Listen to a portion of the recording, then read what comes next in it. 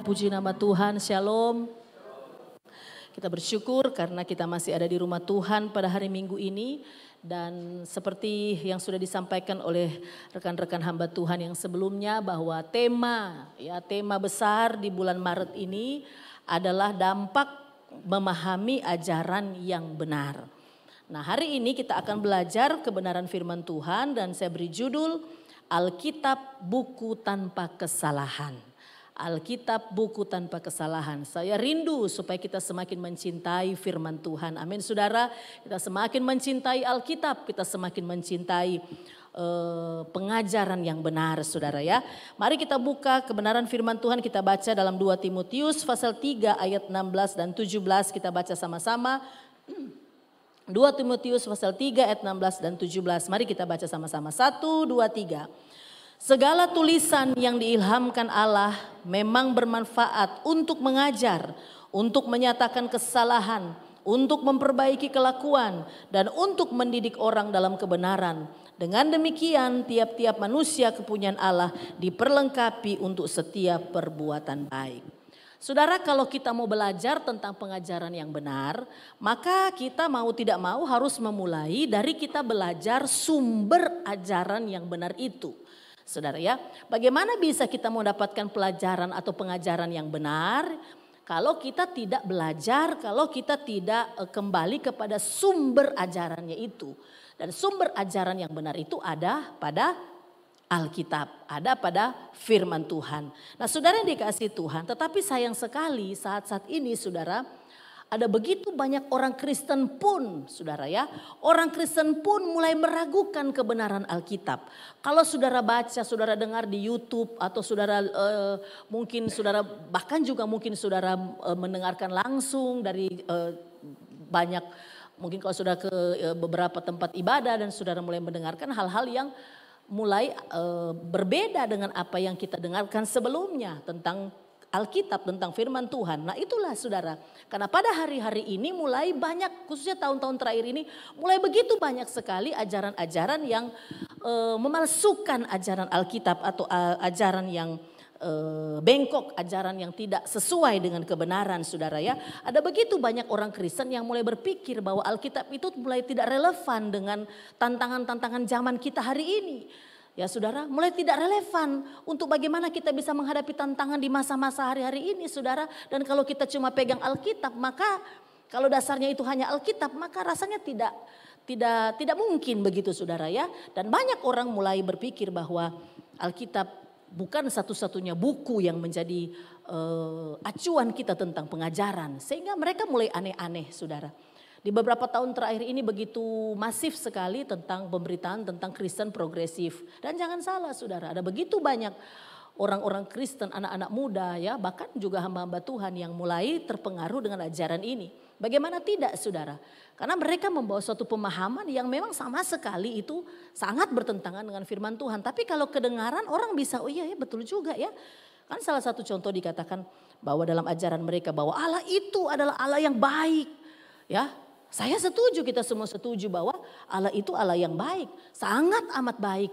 Maka mereka meyakini bahwa karena Allah itu Allah yang sangat baik, sangat amat baik, maka Allah tidak mungkin menghukum orang yang sekalipun dia tidak percaya Yesus, tetapi mereka orang yang baik. Mereka orang yang suka menolong orang lain, tidak bikin susah orang. Bahkan banyak orang Kristen percaya kepada Yesus tapi kelakuan jahat begitu. Jadi bagaimana mungkin Allah yang baik ya menghukum orang yang masa sekalipun dia bukan Kristen, sekalipun dia tidak percaya Yesus, tapi dia begitu baik hidupnya, begitu sangat penuh kasih, tidak menyusahkan orang, suka memberi pertolongan. Kalau ada orang susah dia bantu, tidak tanggung-tanggung begitu. Masa Allah tega menghukum orang yang kayak begini? Kan tidak mungkin.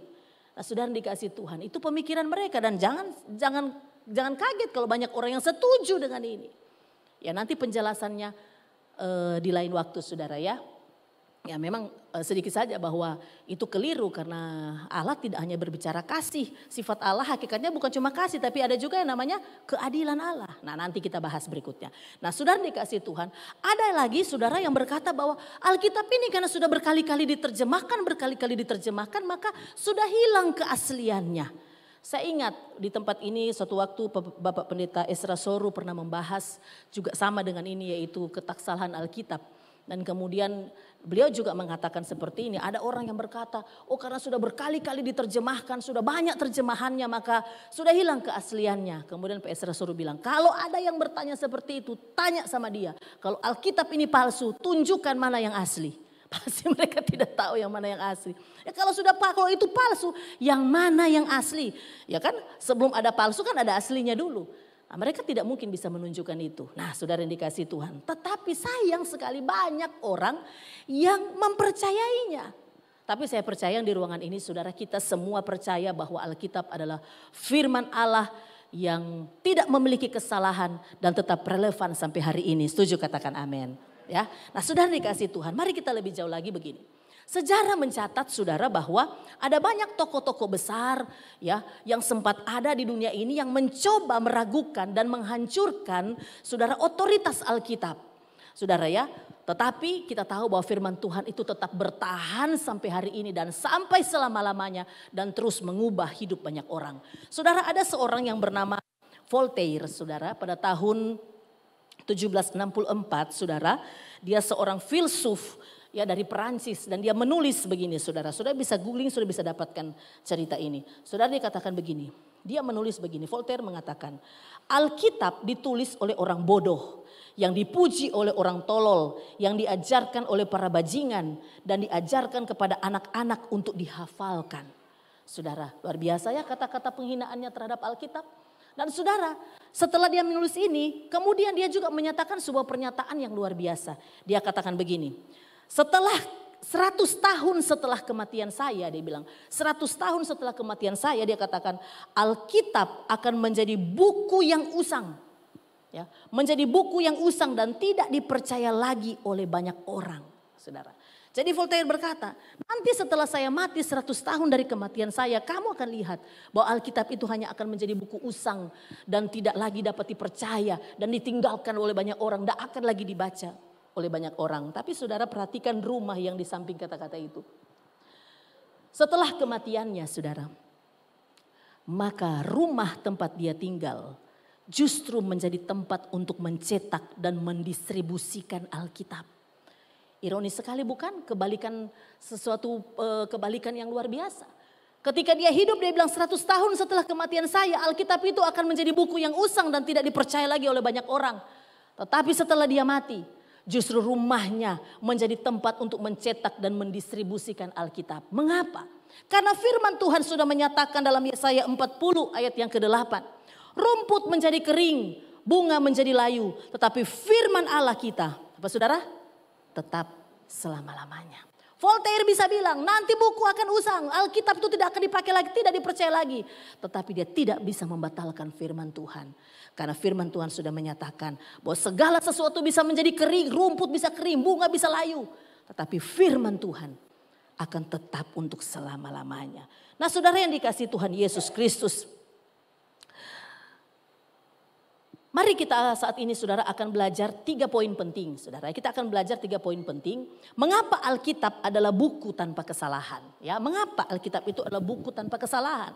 Saudara, namun sebelumnya saya ingin melihat sebelum kita melihat 3 poin ini saya ingin sekedar mengingatkan saudara. Saya yakin bahwa di sini ada banyak orang yang belajar teologi Kristen saudara ya. Sekolah teologi mungkin ada banyak di sini dan saudara pasti akrab dengan ini saudara. Kalau saudara sekolah Alkitab pasti saudara akan diberitahukan tentang ini. Bahwa ada 2 konsep penting di dalam Alkitab yaitu tentang Alkitab ya. 2 konsep penting tentang Alkitab. Yang pertama saudara ada yang disebutkan ketidakbersalahan Alkitab atau biasa disebut ineransi Alkitab. Ketidakbersalahan Alkitab artinya begini. Bahwa dalam naskah aslinya Alkitab tidak mengandung kesalahan dalam segala aspek yang diajarkan. Baik itu doktrin, baik itu sejarahnya, baik itu moralnya dan kebenaran-kebenaran ilmiah yang dapat dibuktikan di dalamnya. So, itu namanya ineransi Alkitab. Yang kedua, saudara dikasih Tuhan, ada yang namanya ketidakmungkinan gagal. Ketidakmungkinan gagal atau biasa disebut infallibility Alkitab. Jadi Alkitab itu tidak mungkin gagal. Alkitab tidak akan pernah gagal dalam menggenapi tujuan Allah. Itu saudara, tidak akan pernah gagal untuk menggenapi tujuan Allah. Alkitab tidak mungkin menyesatkan atau membawa orang kepada kesesatan, saudara. Di dalam Ayub pasal 42 ayat yang kedua berkata bahwa tidak ada rencanamu yang gagal. Ya, jadi firman Tuhan itu tidak mungkin gagal. Alkitab itu tidak mungkin gagal, saudara. Itu yang namanya infallibility Alkitab. Nah, saudara, mari kita kembali lagi ke pertanyaan kita pertama.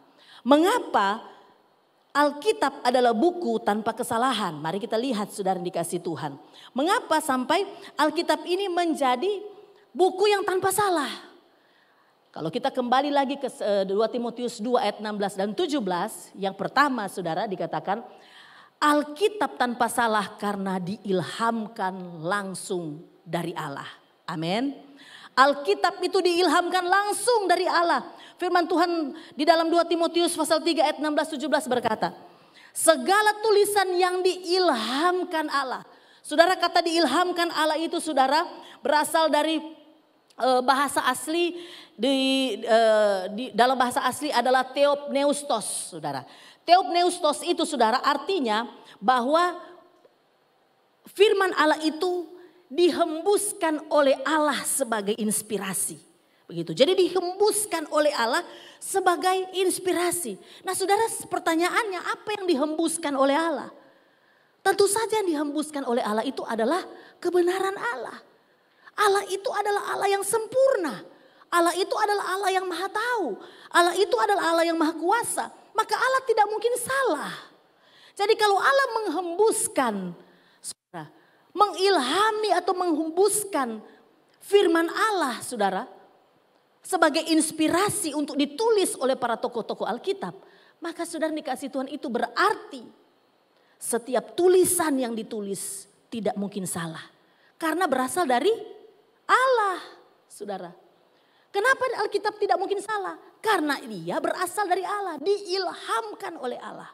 Yang kedua, saudara dikasih Tuhan, mengapa Alkitab buku tanpa salah? Karena yang kedua, ditulis oleh orang-orang yang dipimpin oleh Roh Kudus. Saudara, ya. Alkitab diilhamkan oleh Allah, dihembuskan melalui inspirasi Allah dan ditulis, dicatat, saudara, oleh orang-orang yang diurapi oleh Roh Kudus. Dalam 2 Petrus pasal 1 ayat 21 berkata, yang terutama harus kamu ketahui ialah bahwa nubuat-nubuat dalam kitab suci tidak boleh ditafsirkan menurut kehendak sendiri. Sebab tidak pernah nubuat dihasilkan oleh kehendak manusia, tetapi oleh dorongan Roh Kudus dorongan Roh Kudus orang-orang berbicara atas nama Allah. Jadi saudara, setiap nubuatan, setiap catatan, setiap tulisan yang ada di dalam Alkitab, saudara, itu bukan atas kehendak manusia. Tetapi itu ditulis oleh orang-orang yang mendapatkan dorongan dari Roh Kudus.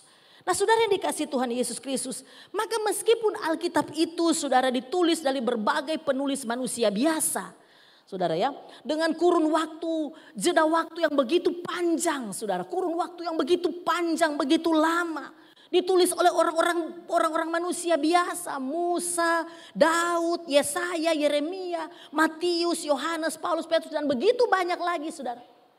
Sekalipun ditulis oleh orang berbeda, oleh manusia biasa dengan kurun waktu yang lama, tetapi tulisan mereka bukan hasil pikiran mereka sendiri.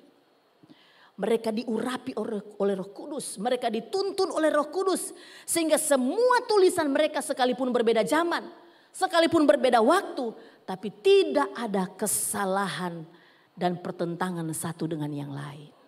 Saudara, inilah yang membedakan Alkitab dengan buku-buku yang lain. Buku-buku biasa. Inilah yang membedakan Alkitab dengan kitab-kitab yang lain. Saudara, kitab-kitab yang lain atau buku-buku yang lain itu ditulis berdasarkan pikiran manusia. Pengalaman pribadi manusia. Ya. Berdasarkan pengetahuan manusia. Berdasarkan inspirasi mereka sendiri.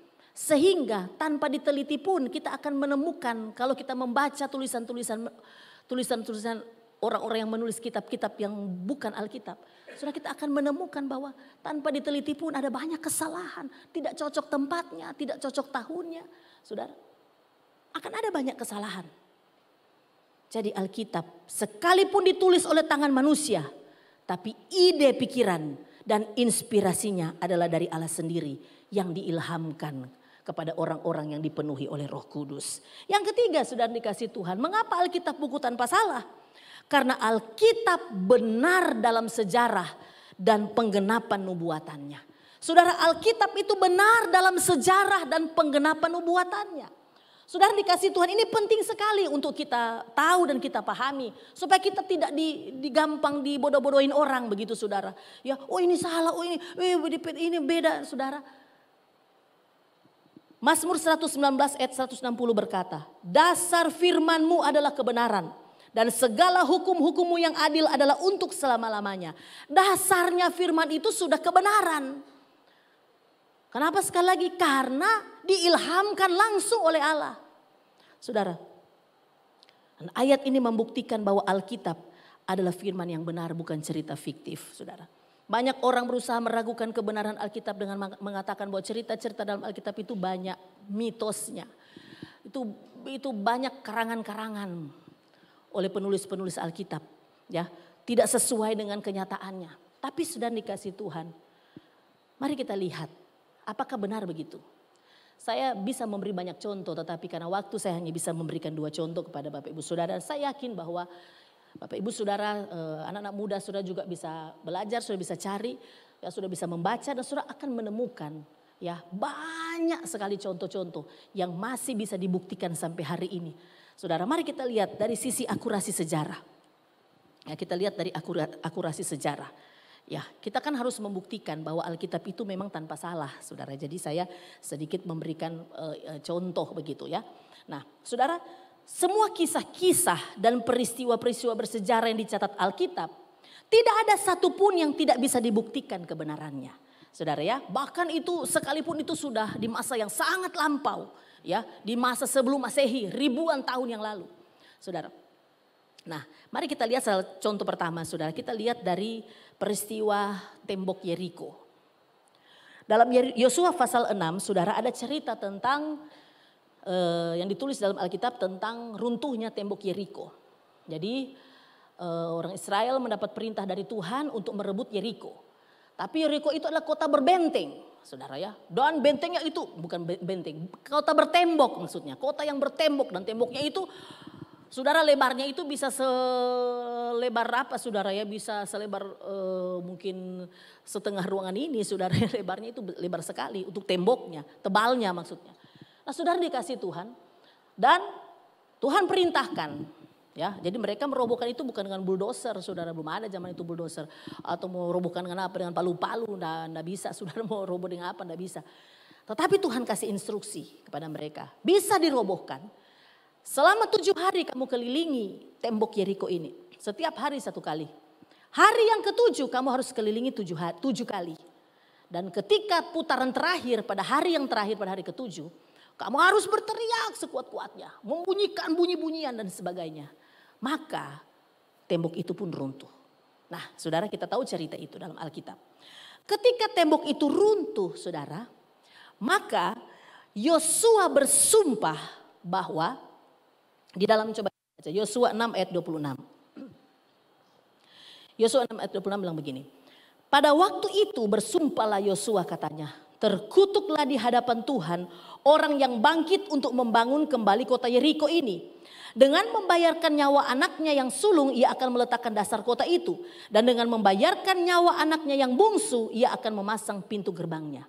Jadi Yosua bilang begini, siapa yang mau bangun ini tembok Yeriko ini, dia akan membayar dengan 2 nyawa. Dengan nyawa anak yang sulung dan nyawa anak yang bungsu. Ya.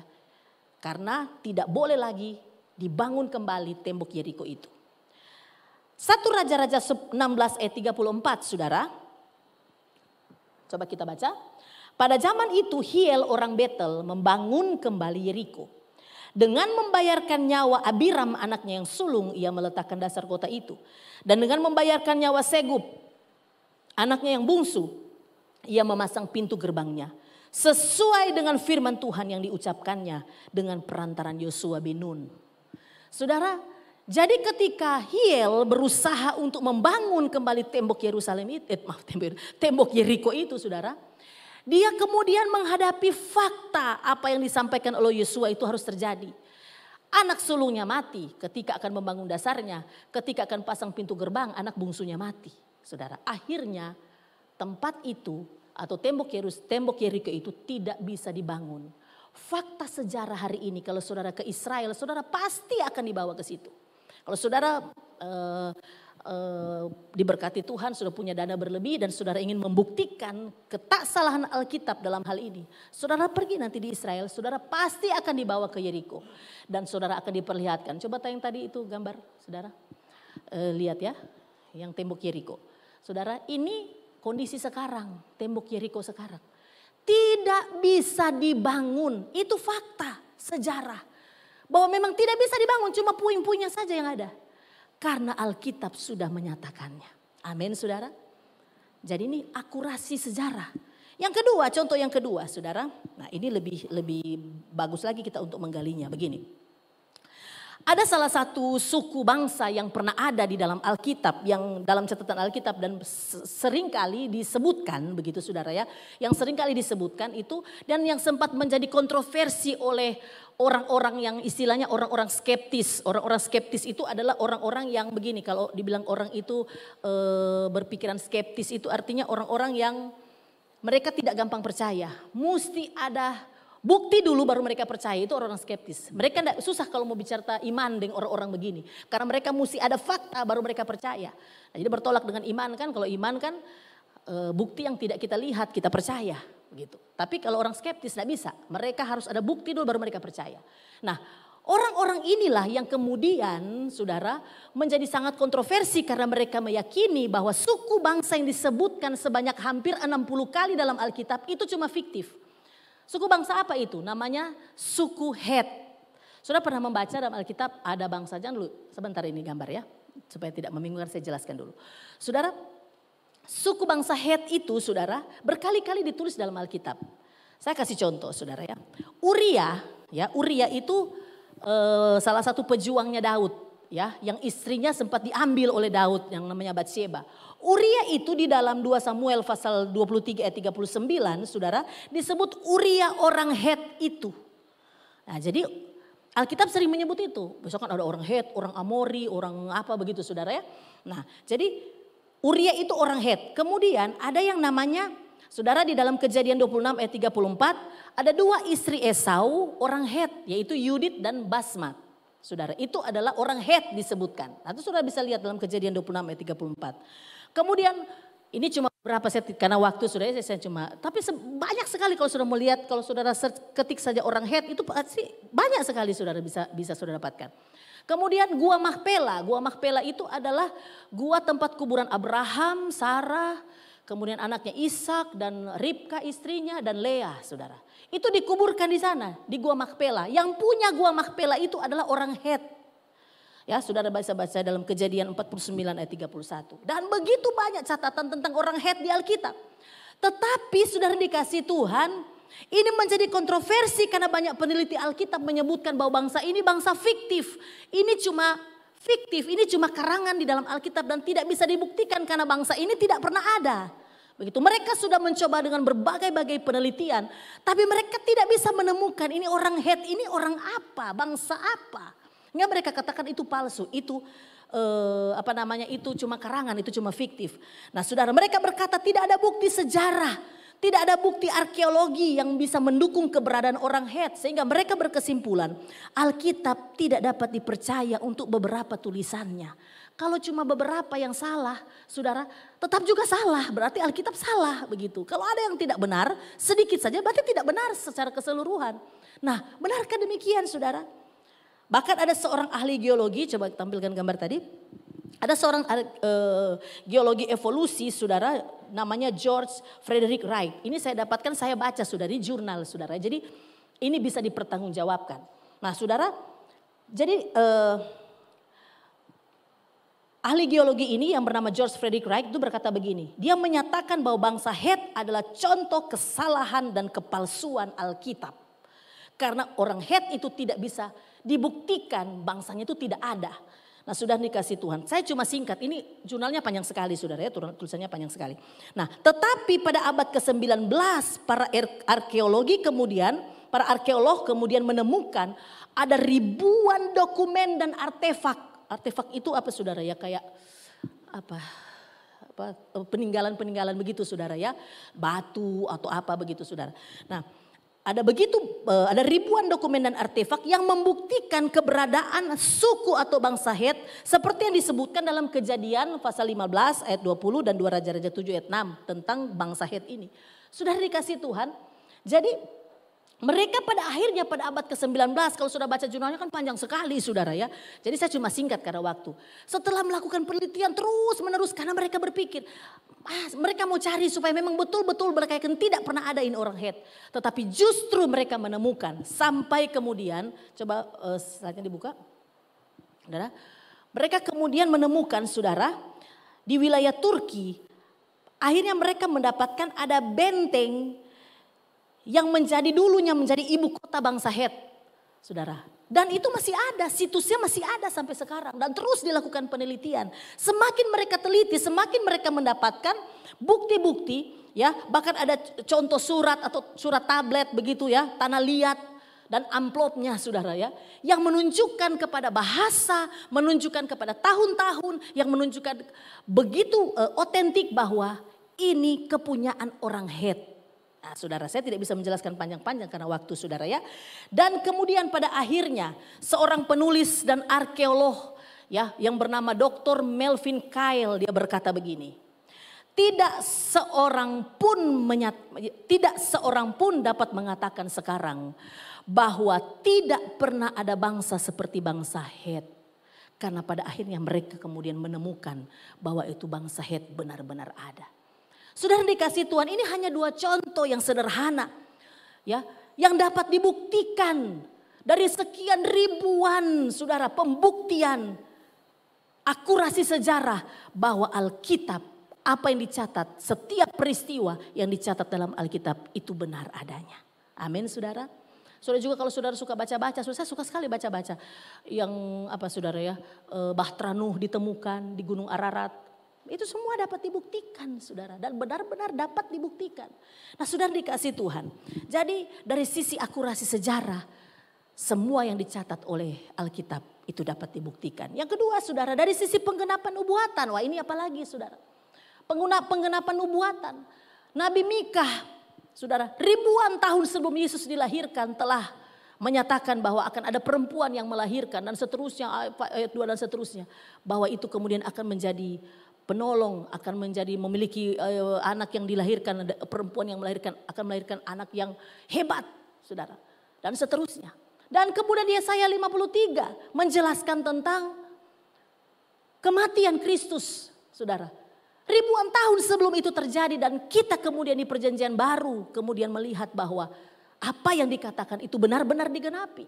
Dan begitu banyak nubuatan yang kita kemudian lihat itu semua digenapi. Saudara, kejatuhan Babel, saudara. Yesaya di dalam kitab Yesaya pasal 13 ayat 19 dan 20, saudara. Pada waktu itu Babel masih merupakan kerajaan yang besar, yang kaya, yang hebat. Tapi Yesaya kemudian berkata, akan ada kehancuran kepada Babel. Babel akan dihancurkan dan orang tidak akan temukan lagi kerajaan Babel. Kan terbukti. Sekarang saudara mau lihat di mana tuh kerajaan Babel? Dan tidak ada. Saudara, terbukti apa yang dikatakan oleh firman Allah. Saudara, jadi dari segi penggenapan nubuatan, saudara tidak pernah salah. Saudara dikasih Tuhan Yesus Kristus, nubuatan dalam Alkitab tidak pernah gagal. Membuktikan bahwa Alkitab tidak pernah salah. Setuju, katakan amin. Saudara yang dikasih Tuhan Yesus Kristus, bayangkan. Alkitab itu ditulis oleh lebih dari 40 penulis. Dengan jarak waktu lebih dari 1.500 tahun Alkitab itu ditulis. Saudara, dengan orang-orang yang berbeda, dengan 3 bahasa berbeda. Bahasa Ibrani, bahasa Aramik, dan bahasa Yunani. Saudara, dan dari berbagai budaya dan latar belakang sejarah. Tapi coba saudara perhatikan. Sekalipun kurun waktu berbeda dengan orang-orang yang berbeda di masa-masa yang berbeda. Tetapi semuanya dengan satu pesan yang sama. Sudah, Alkitab membawa satu pesan yang sama.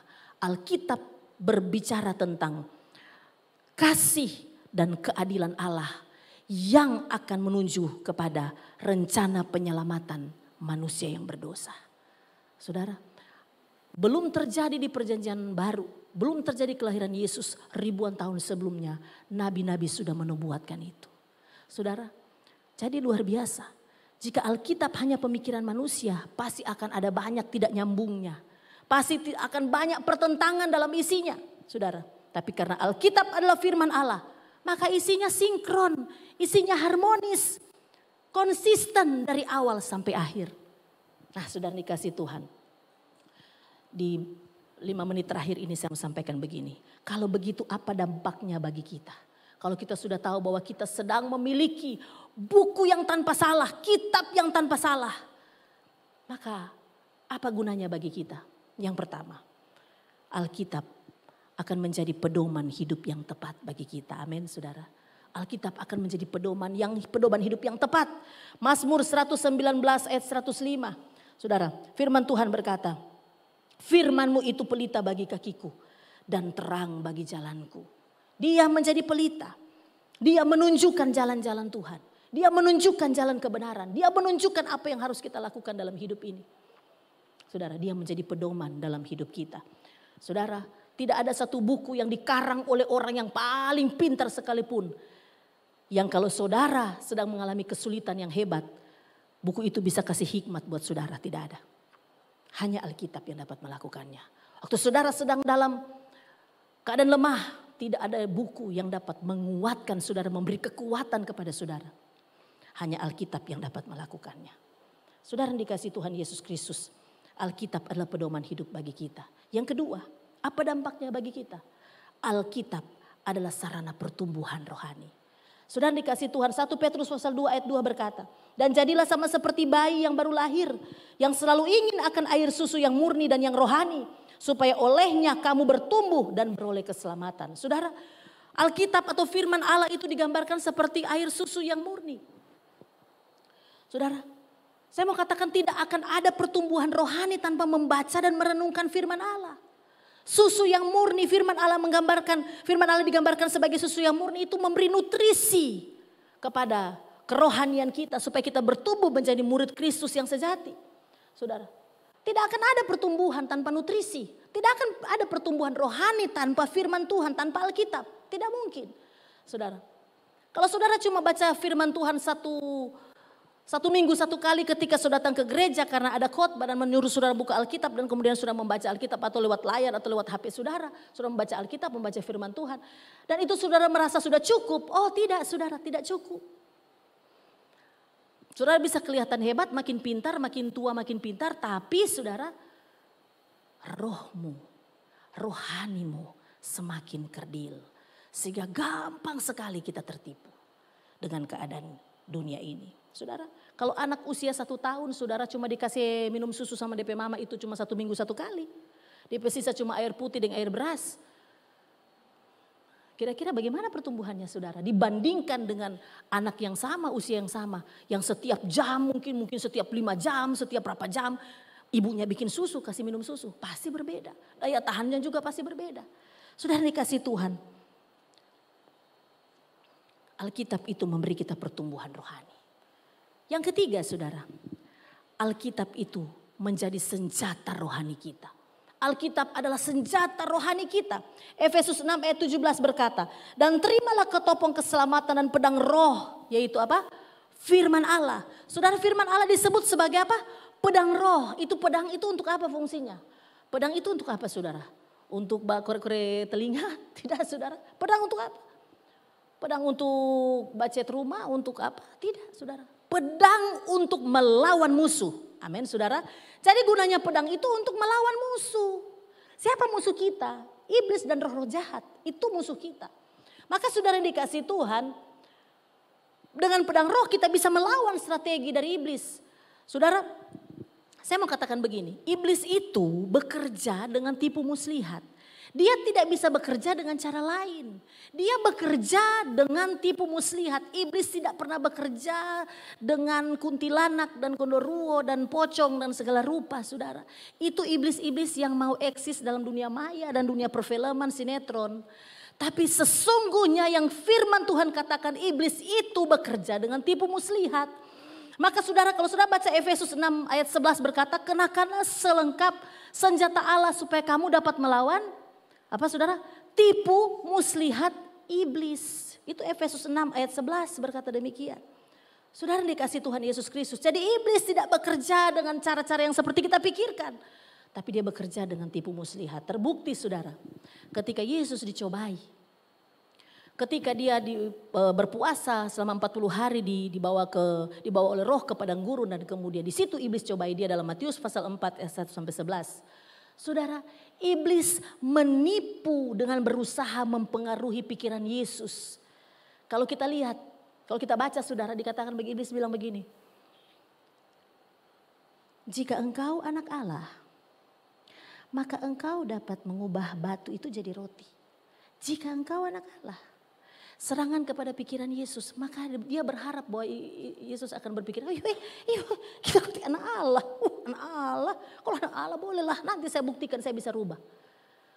Tapi Yesus berkata melawan dengan firman, ya, manusia tidak hidup hanya dari roti saja, tetapi dari firman Allah. Kemudian apa saudara? Dia bawa lagi ke bumbungan bait Allah dan dia berkata, jika engkau anak Allah, maka engkau bisa jatuhkan dirimu. Kan ada tertulis nanti malaikat akan menatang. Dia berharap Yesus juga akan berpikir, saya kan Allah, biar saya jatuh juga tidak akan mati, tidak akan retak, tidak akan ada apa-apa. Tapi Yesus juga melawan dengan firman, saudara.